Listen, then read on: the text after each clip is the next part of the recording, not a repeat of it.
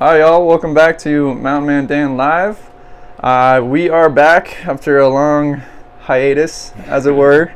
We're back with our Save Montana series, episode 2, Fatherhood in Montana, with Alex, our producer,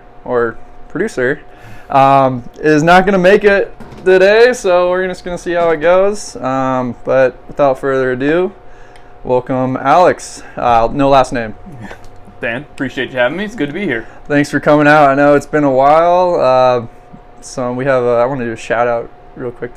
We have one fan so far. Yeah. Ron. Sorry, so it took so long, bud. We appreciate you wanting us to do more. So we're back. Doing more. Hopefully you're not a bot. But you never know. But reason I chose Fatherhood in Montana for this very special guest, Alex, is because you've recently become a father. You want to give us a little background on like you and what that means to you? Yeah. So background, grew up in the South. Came to Montana about a little over 3 years ago. Was one of the many COVID transplants of working remote. Was supposed to come to work remote for a month, and then returned back to Texas and just decided we didn't want to leave. I've been married for almost 5 years now, and decided it was, kind of about that time we felt like we were just about ready to take that next great adventure of having kids, and we're lucky enough to have our son born beginning of February this year. And congrats, man, that's awesome. Thank you. Yeah, it's been awesome. Like, it's just been quite such a fun journey going on, hanging out with him, and excited to have him, so far be growing up in Montana. It's been awesome. Yeah, and that kind of, it's unique growing up in the South. We have a different perspective on things, I'm sure, and kind of like transferring, different climate, different type of people, similar values, I would say. Yeah. Like, let's see. I got notes. Sorry, got notes. So let's see.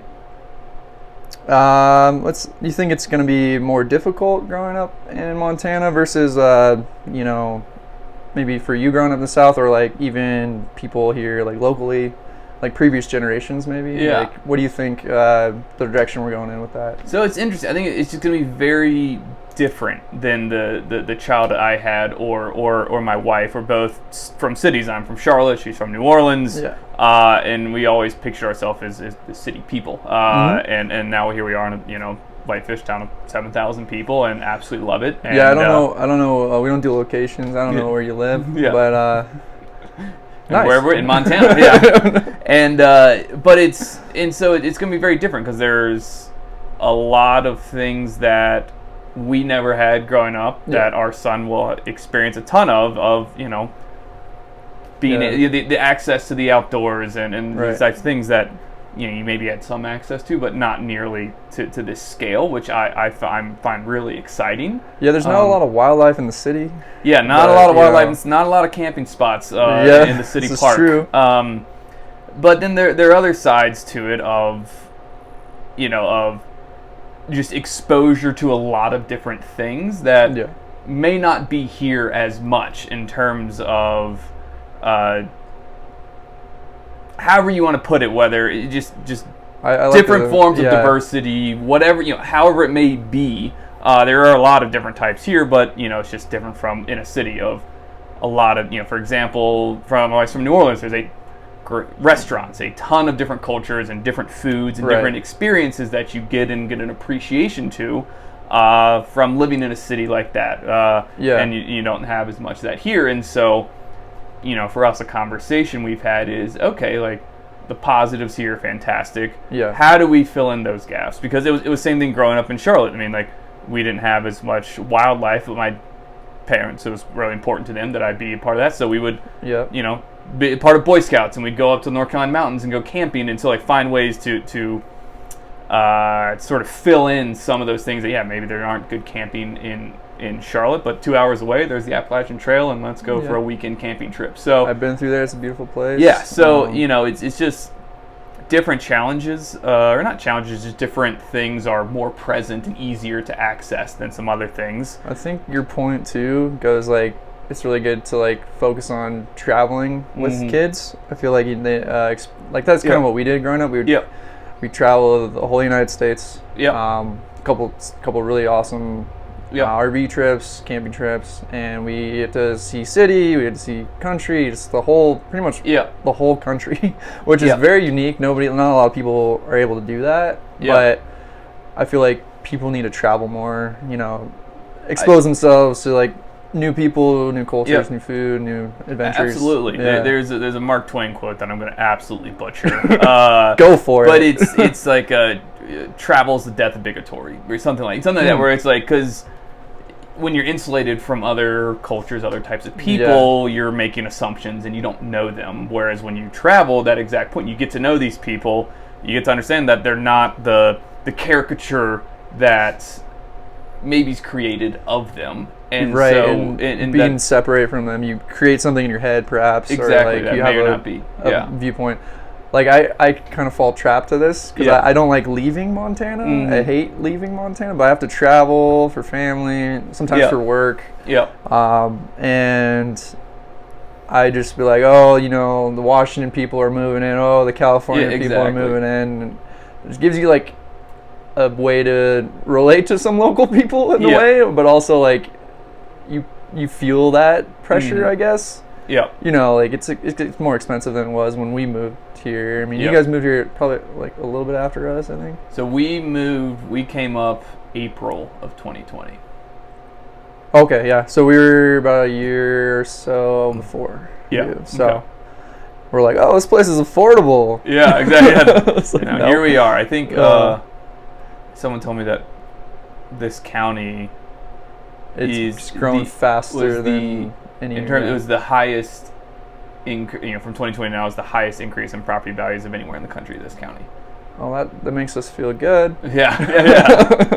Sarcasm. Now again, that's someone told me this, so I've not fact checked that one. We don't have our producer to fact check. Exactly. And he's not very good at it. So honestly, we're probably in the same spot whether he was here or not. I got a verbal thing. He'll be here for the 3rd episode, which I don't know when that will be happening. He only does odd numbers, I guess. Yeah, he's 1, 3. I think he knows what 5 is. He can count to 5. Yeah, all right. Some prime numbers. Yeah, exactly. Nice. So we know math and stuff. Go us. Yeah. So going back to like, did you have like a perspective before you started trying to have kids, or like what you had expectations like raising kids in Montana? Or I mean, your son's very young. But do you have any like expectations that you, besides like the cultural thing and stuff like that? I mean, we were excited about it because of how much we love it here, and just how many great activities there are. There's a lot of like family oriented, outdoor, which is awesome. And a lot of the activities generally are, I call them like fixed cost activities, where it's you go kayaking, you have to buy the kayak, but then it's free to go for as long as you have the kayak, or those kind of things where you got to clearly spend money. It's not free, but after that there's so much access to pick a direction, state parks, national forests, whatever. Camping, like once you get a tent, you can go anywhere and like just really have fun on kind of like a moment's notice of like, that's true. Hey, let's be spontaneous. What do you want to do? And kid wants to, I want to go camping, I want to go hiking. Like, all right, like we can do that. We don't have to like make a lot of plans of like we got to make reservations, or we got to figure out what the how it works. It's just let's go. If things are open in cities, that's a thing, like, or just like lines. Lines is huge. It's not a lot of lines at like a small local lake. Exactly. Not too difficult to get on. To get on a hiking trail. Right. So it's definitely. We were definitely excited about that aspect of. And I think that's going to be awesome. It's just going to be fun going forward for sure. I want to get serious a little bit.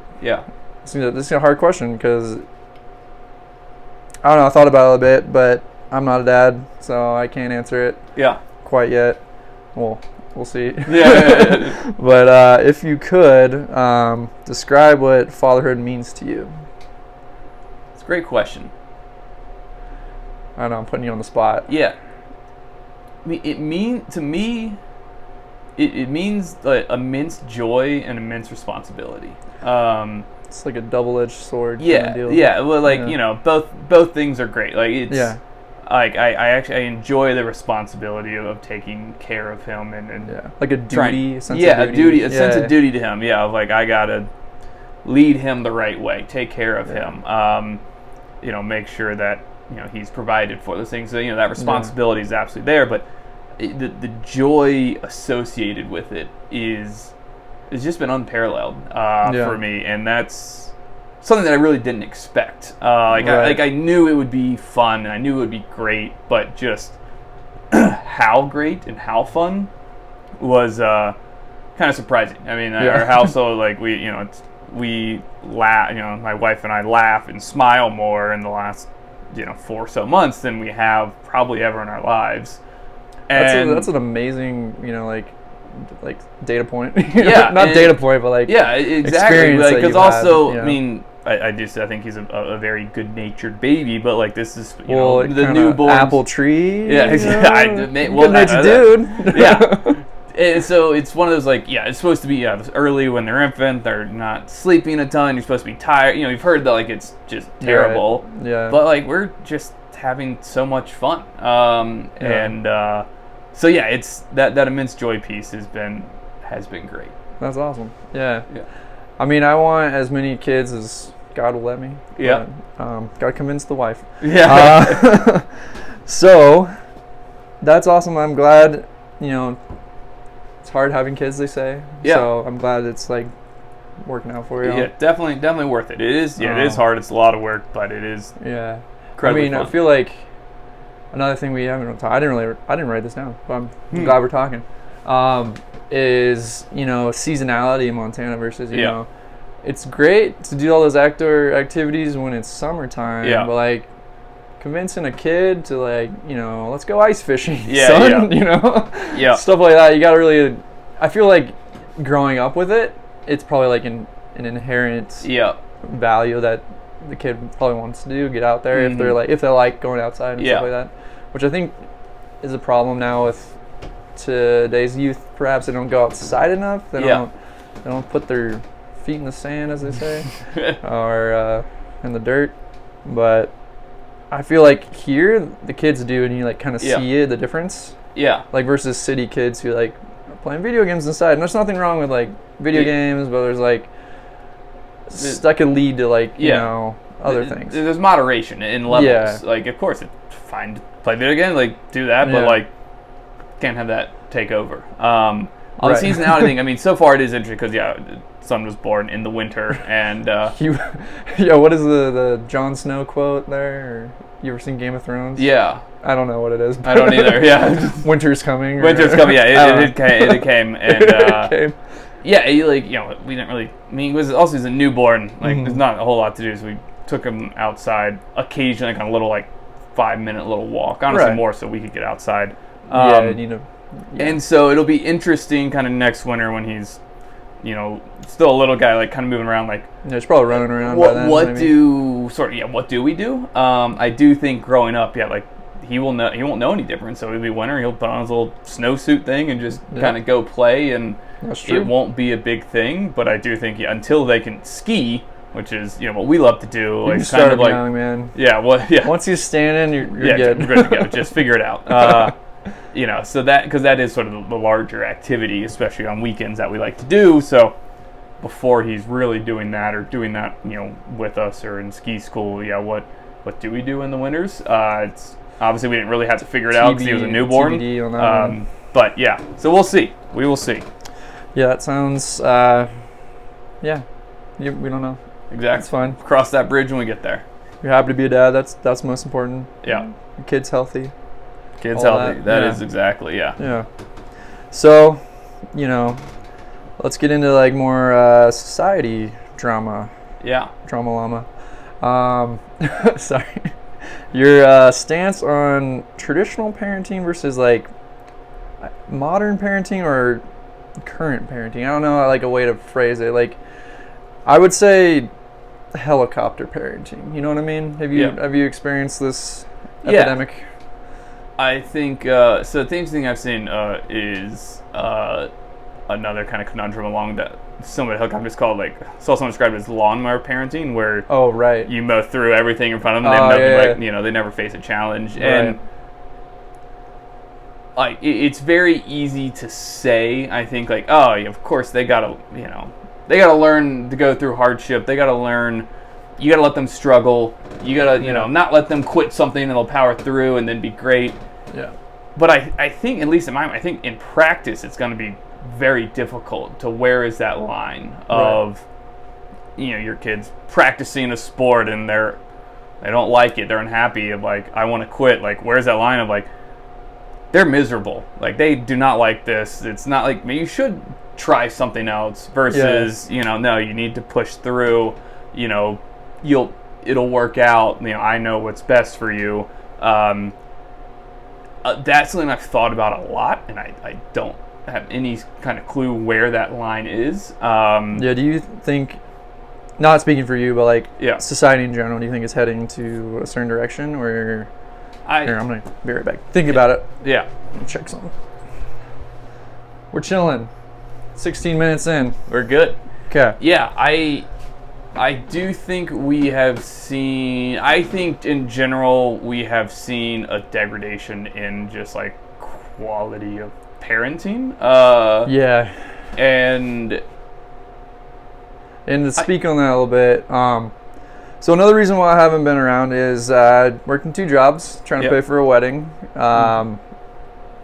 And I do see the lack of quality parenting. I work in a bar. Yeah. And you see just kids running around screaming in the bar, which is parents they're not even looking at them or paying attention to them. Yeah. That's kind of a red flag for the future, but also kind of reflects on kind of people around our age group too. It's I've seen it growing up. I've seen there's a lot more crappy kids at my age. I don't really get along with them, Yeah. Stuff like that. You kind of see it kind of coming to fruition as they were. Yeah. So it is really interesting because, there are a couple groups, within this. And some, I think it's kind of parents who are having to work multiple jobs to make ends meet, and there's not a lot of parental supervision. That's different to me because, that's more of a societal problem, not a real parenting problem. Yeah, it's why do they have to work so much? Exactly. But also, why isn't the market helping dictate that? There are a lot of factors, a lot of ways There's to so many, solve those problems that I don't know that answer. But I want to sort of carve that out because that's in my mind that's different versus exactly the parents who have means should have they're educated, should know they should know better. They should be better at this, and it's whether it's it's not my kid's fault or just letting them run crazy and not caring or whatever that is. It's you're setting your kid up for failure.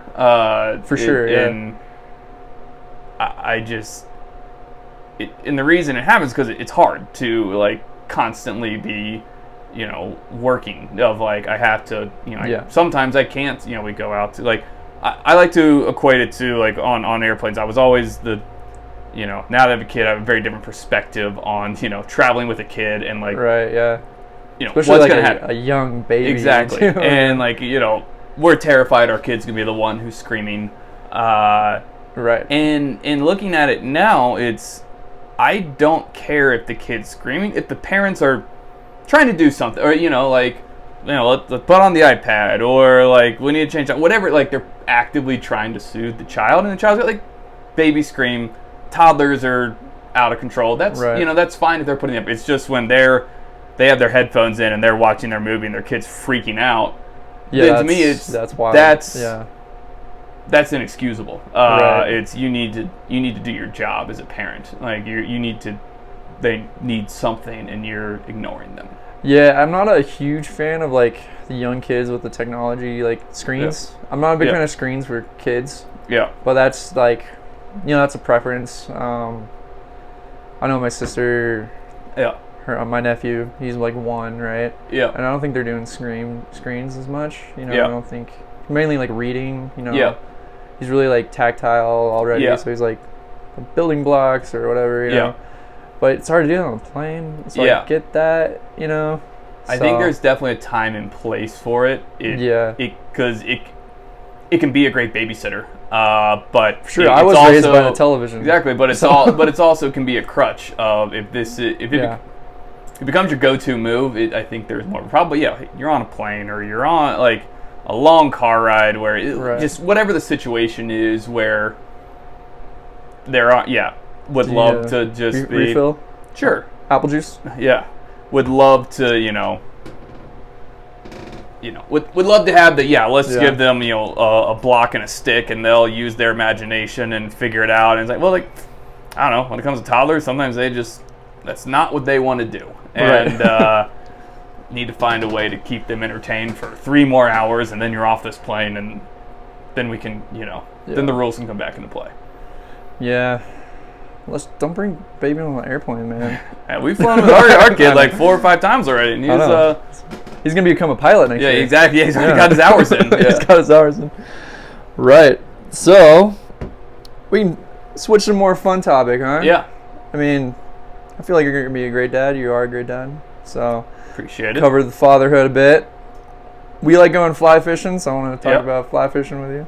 Absolutely. We're shooting the shit as the kids say. As the kids say. Are we allowed to say that? I don't know. It's your podcast. I'm not you make the rules. I'm not as hip as I once was. Yeah. I'm learning all the lingo these days. So fly fishing. How old were you when you started doing that? So I was actually much later in life to that. It was probably college was the first time I went fly fishing. Might have been my first year after college. I was in a grad school program. Was like. Yeah. I bought at college. We had an outdoors club that I was in, and they had they'd always have like a used gear sale at the end of the year. That's something. I got a broken fly rod because the tip had snapped off for $10. That's happening. And like I knew it was broken, so it was $10. And the guy who ran it was a buddy of mine. Who's like, just kind of take it. And so I used that for a few years. Broken tip fly rod. And I just in North Carolina mountains, like it's. Also, great fly fishing in that area. Yeah, I've heard good things. And I mean, I had no idea what to do. It was like I enjoyed. You're good now. I know. You're doing great. I don't know if I'd say good, but like it passable. But like those first several years, we caught fish yesterday. Yeah, we did. We did. We each caught 2. Yeah, his were a lot bigger than That's mine. Okay. It doesn't matter. But yeah, mine were a lot bigger.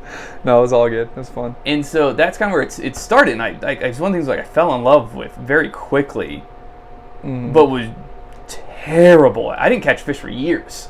I've gone years without catching fish. Yeah, years without catching a fish. Because I didn't know anything about flies. I didn't know how to cast. I didn't, and I'm learning now that I was taught the incorrect way.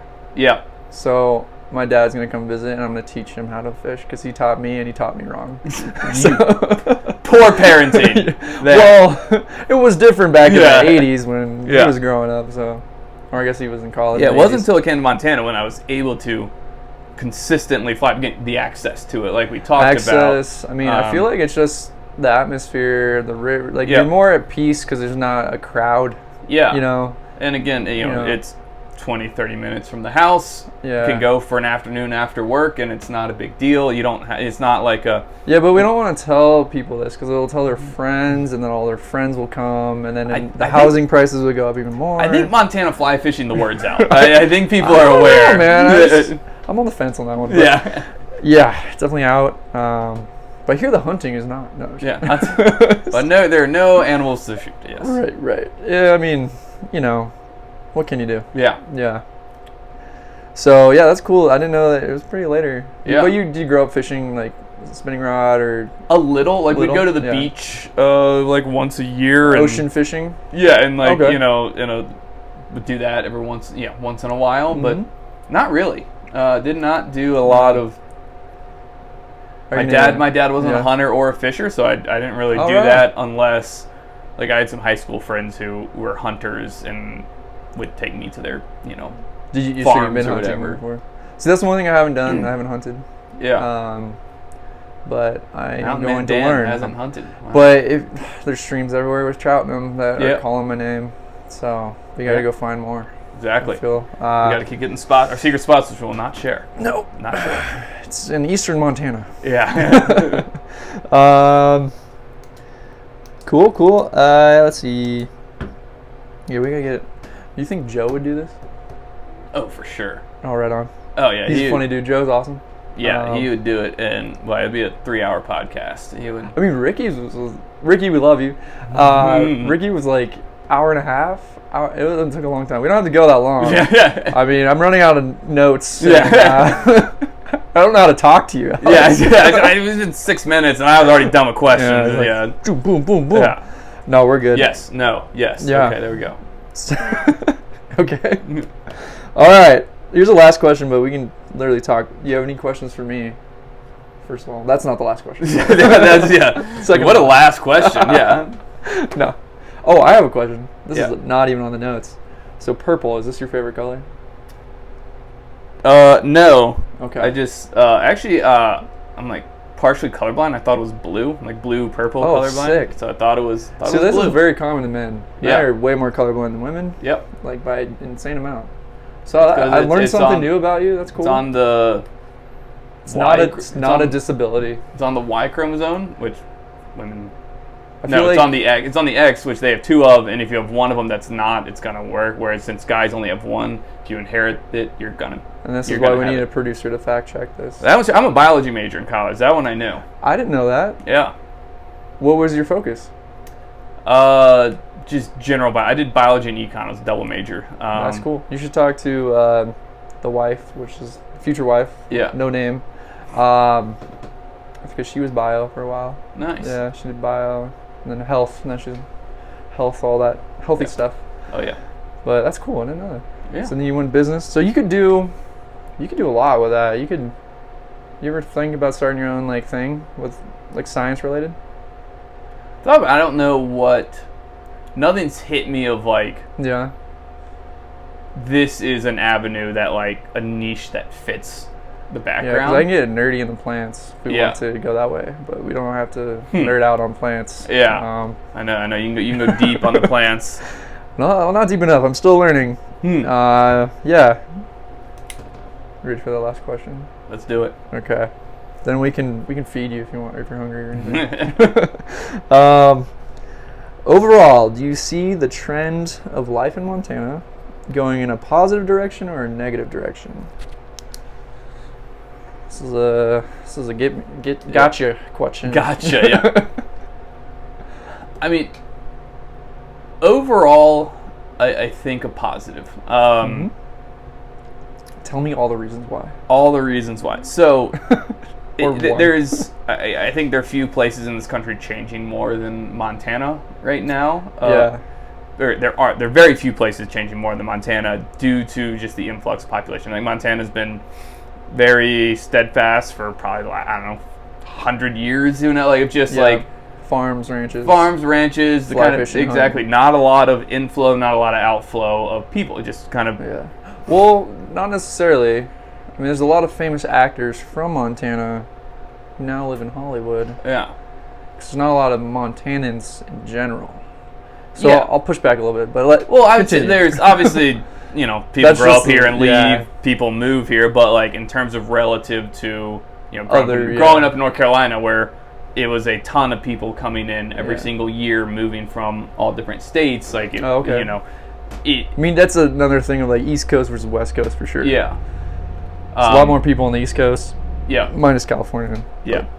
So I think that Montana hasn't changed much. I mean, population in a long time. Maybe 100,000 more. Yeah, exactly. So there hasn't been a lot of kind of net migration into Montana, whereas now that's changed in the past couple 5 yeah. years. Yeah. It's, as they said, the secret's out and people are having more flexibility. They're coming here. So that leads to change. And so is that good or bad?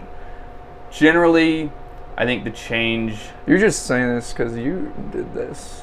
Yeah, I mean, so did you. I did this. Yeah, as did you. But I did live in Nevada for half a decade, and that is different. Yeah. Yeah. And so I think the change overall is going to bring a lot of positive. There clearly negatives that we can touch about. The positive, again, like we touched on, of like those experiences of different people, different cultures, different that things might come with that. They're gonna, hopefully bring those with them. Yeah. And some of that insulation that may or may not have been here in different pockets, depending on where you are, can hopefully come down, and people's views will adapt whichever way of getting to know different. They might stomp their feet in the ground and be like, "Get out." Yeah, but they're gonna. Of course, they say. I mean, we hear that all over. Go back to wherever. But like. But if you're they say that, but they're nice. And also, if you're bringing something, people people are going to be nice. You're bringing the positive with you, then feel free to hang out. Is a good stance. Now, the negatives clearly are a large influx of people. Yeah, we don't have all the services. Don't have the services. Real estate market, services and real estate are going to be years behind that, and also years behind wages. Yeah, as well. And so, therefore, that's going to lead to a crunch in probably a short to medium term line. And it might push out the people that have been here forever. Yeah, exactly. I mean, and that's what you've seen in Colorado's key times.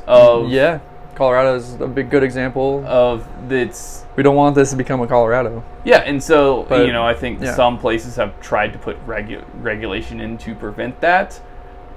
Whether it's. Yeah, I don't know. Whether it's working or not, whether or not you should be regulating things, those are all different questions. Time will tell on that for sure. Yeah, but so that no growth comes without growing pains, and unfortunately, the people who are going to have the most growing pains are the people who are already here, because the people choosing to move here are moving here because they're okay with the change. They're already changing to be here. And so they're already in that state of change, so they're able to go with the flow a little bit more. Yeah. Whereas the people who weren't looking to change and are being forced to change. That could be like more the financially take on that, you think? Or is it more like ideals and values? It's all the above. I mean, the most,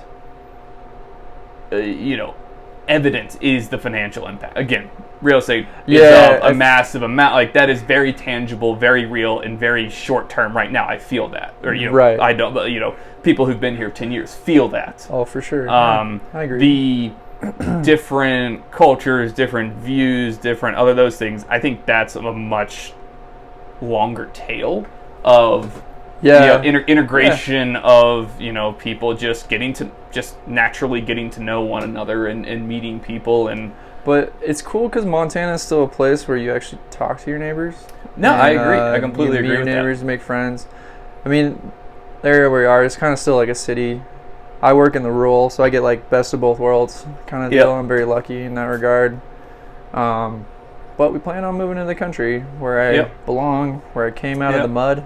Yeah. I was hatched. Back to the mud. Where the TV raised me and the bunker. And the TV in the mud, and you're good to go. Yeah, there's a backstory here you all don't know.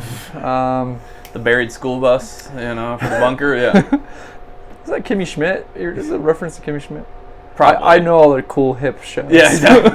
That came out like 8 years ago, yeah. Oh my gosh, if it did. It's in that ballpark. I'm old. I feel old. I felt old today. Yeah. Work was hard. We did finish our first cut of forage / hay. There you go. For the layman. Yep. That's exciting. You get an early cuts, then get one more early cuts. Might be able to do 2 more. There you go. It's second year. It's a perennial study. I'm hoping for 2 more. It's good data. But you want to wrap it up? What do you feel? Feeling good? Feeling great. Still want to hang out later and go fishing? I'd love to hang out later, yeah. Please? Yeah. Please. All right, man. Well, that's Alex. Let's see. Episode 2, Fatherhood. Cheers. Appreciate it. Talking to nobody and the camera. Yeah. We'll see what's up. Missing the producer. Yeah. Thanks for coming, man. Of course. Okay. Oh, let's see if it actually ended. Yeah, That was cool. it was cool. Have you ever done one of these? No, never have. Oh, it's still going. That's awkward.